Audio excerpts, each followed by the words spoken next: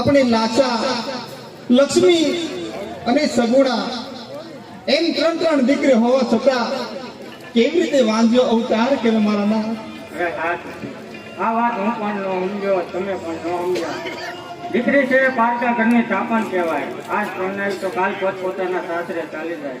પાછળથી જો આપણે કોઈ રાજકુંવર હોય તો રાજનો વારસદાર બને તો મારા ત્યાં પછી આ રાજને કોણ સંભાળે?